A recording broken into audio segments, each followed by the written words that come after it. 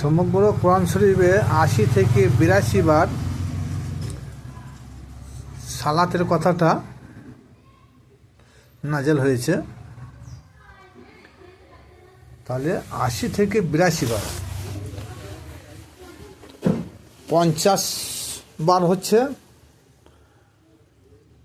কেবলমাত্র সালাত তোমার কায়েম করো, আর ৩০ থেকে ৩২ বার আকিমু সালাত অতু জাকাত।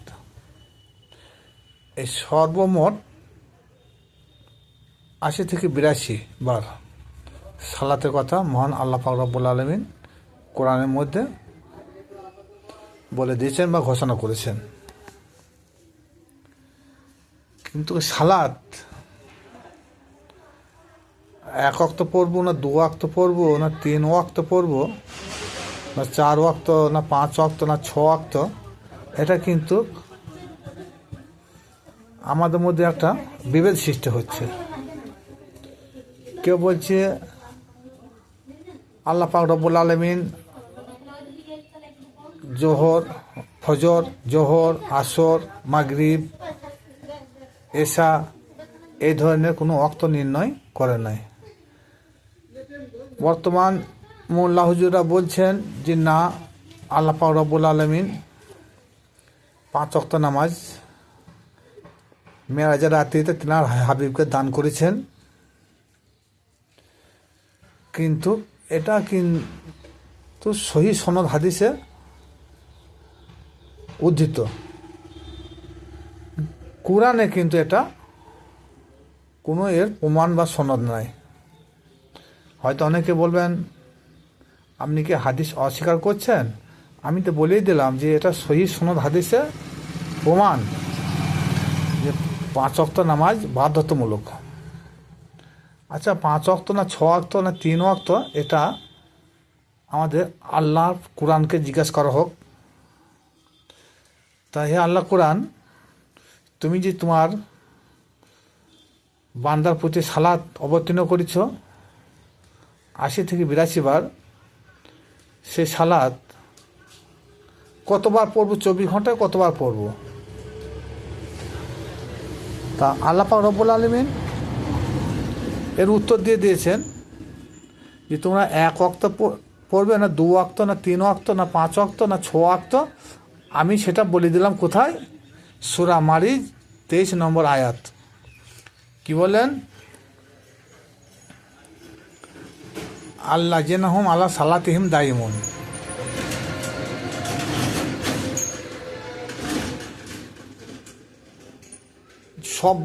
সর্বক্ষণ বলছে, আল্লাহ বলছে তোমরা ১ ওয়াক্ত নয়, ২ ওয়াক্ত নয়, ৩ ওয়াক্ত নয়, সর্বক্ষণ তোমাদের সালাতে দণ্ডায়মান থাকতে হবে।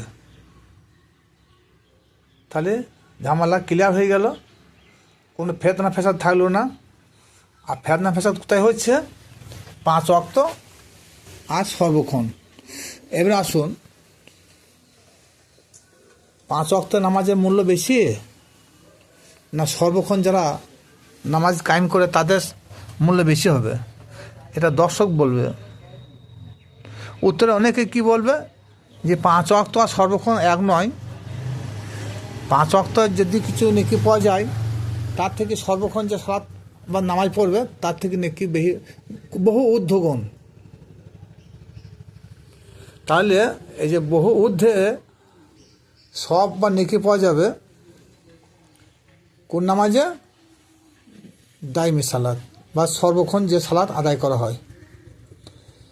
তাহলে এবারে মোল্লা হুজুরা কী হলো? কোরআনকে ফেলে দিয়ে হাদিসকে দাঁড় করাইলো ৫ ওয়াক্ত সালাত। তাহলে এরা কোরআন অস্বীকারী হয়ে যাচ্ছে, আর হাদিসে ৫ ওয়াক্ত সালাতকে বা নামাজকে দাঁড় করিয়েছে। তাহলে হাদিস আগে না কোরআন আগে? লোকে কি বলবে? উত্তর সবাই বলবে কোরআন আগে, তারপরে হাদিস। তাহলে কোরআন যেখানে বললো আমি ওয়াক্ত নির্ণয় করি না, ১ ওয়াক্ত, ২ ওয়াক্ত, ৩ ওয়াক্ত, সব ব্যাপার ছেড়ে দাও, সর্বক্ষণ তোমাদের সালাতের দণ্ডায়মান থাকতে হবে, তবেই তোমরা গহিত ফাহেসা মন্দ কাজ থেকে দূরে থাকতে পারবে। আর 5 ওয়াক্ত যে নামাজ আমরা প্রচলিত সালাত যেটা মসজিদে গিয়ে আদায় করা হয়, ওই সালাতে কেউ পাপ থেকে মন্দ কাজ থেকে বাঁচতে পারে না। কেউ কাহাদি বলতে পারবেন যে যারা পাঞ্জাগানা নামাজ পড়েন কোনো ফাহিসা গহিত মন্দ কাজ থেকে দূরে থাকে? না, একটা না একটা জড়িত আছেই। কিন্তু আল্লাহ পাক রব্বুল আলামিন তার জন্য বললেন যে সালাত তোমাকে সমস্ত রকমের পাপ কাজ থেকে মুক্তি দেবে। আর সেই সালাদটা কোন সালাত? দাইমি সালাত, যে সালাত সর্বক্ষণ আদায় করা হয়। সর্বক্ষণ যদি সালাতে দণ্ডায়মান থাকতে হয়, তাহলে পাপ করা, ফাহিসা কর্ম করা সময় পাবে কোথা সে? সুতরাং যতক্ষণ আপনি আমি এই দাইমি সালাত আদায় না করতে পেরেছি, ততক্ষণ আমরা ওই সূরা আনকাবুতে 45 নম্বর আয়াতের মানে মতলব কিছু বুঝতে পারবো না।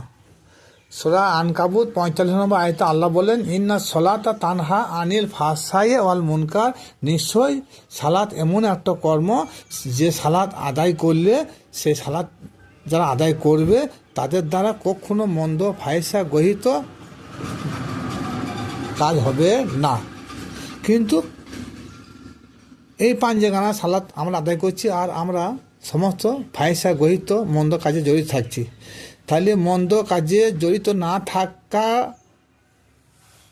মূল ইবাদত হলো সর্বক্ষণ আমাদেরকে এই দাইমি সালাতে থাকতে হবে। দাইমি সালাত যারা করেন, আশা করি তাদের দ্বারা ফাহিসা মন্দ কর্ম হয় না।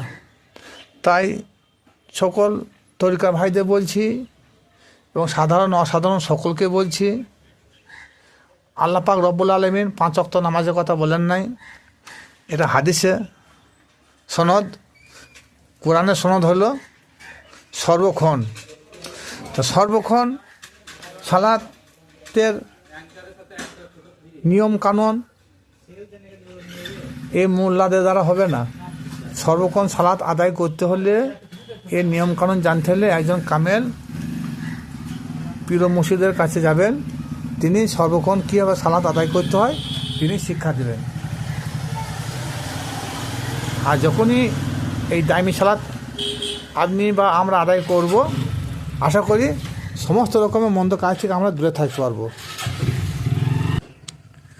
মোল্লারা কিন্তু কোরআনের এই সূরা মারিজের 23 নম্বর আয়াতটা ওরা একবারে ডিলিট করে দিয়েছে। মানে কোরআন থেকে ডিলিট করতে পারে না, এরা অন্তর থেকে ডিলিট করে দিয়েছে।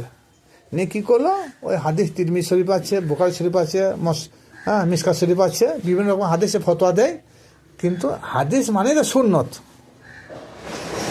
তা সেখানে ফরজে দাঁড় করানো হয় কি করে? যদি কাউকে জিজ্ঞেস করা হয়, আসে বলো তো হাদিসে যেগুলো পাওয়া যায় সেগুলো সুন্নত না ফরজ?